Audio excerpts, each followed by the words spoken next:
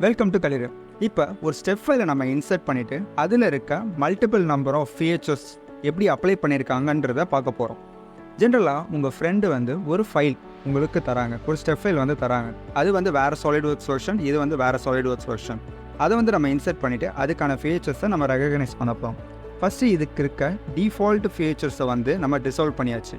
Next இதில் add இன் பண்ணி பார்த்தீங்கன்னா ஃபீச்சர் ஒர்க்ஸ்னு ஒரு ஆப்ஷன்ஸ் இருக்கும். அதை ஜஸ்ட்டு டிக் பண்ணிவிட்டு ஓகே கொடுத்துக்கோங்க. இதை ஃபஸ்ட்டு ஆட் பண்ணிக்கோங்க. ஒன்ஸ் ஆட் பண்ணி முடிச்சிட்ட பிறகு insert features work recognise features இதை செலக்ட் பண்ணிவிட்டு இது டிஃபால்ட்டாக நம்ம ஒரு சாலிட் பாடி க்ரியேட் பண்ணுறப்ப என்னென்ன ஃபங்க்ஷன்ஸ்லாம் யூஸ் பண்ணி நம்ம க்ரியேட் பண்ணுறோம். எக்ஸ்ட்ரூட் போஸ், ரிவால்வ்டு போஸ், அந்த மாதிரி different kind of functions use பண்ணுவோம். அதில் டிராஃப்ட் இருக்கும், ரிப் இருக்கும். இந்த மாதிரி டிஃப்ரெண்ட் ஃபீச்சர்ஸை ரெகக்னைஸ் பண்ணிவிட்டு நம்ம இந்த மாடலை எப்படி க்ரியேட் பண்ணியிருப்போம். இல்லை ஸ்டெப் ஃபைலாக இருக்கிற ஒரு பார்ட்டை நான் சாலிட் பார்ட்டாக சேவ் பண்ணணும் அப்படின்னா நம்ம சேவ் பண்ணிக்கலாம். இது சப்போஸ் ஒரு 22 வெர்ஷன்ஸ் ஆஃப் ஃபைலை நம்மளுக்கு கொடுக்குறாங்க, நம்ம யூஸ் பண்ணுறது ஒரு 20 வெர்ஷன்ஸ்னு வச்சுப்போம்.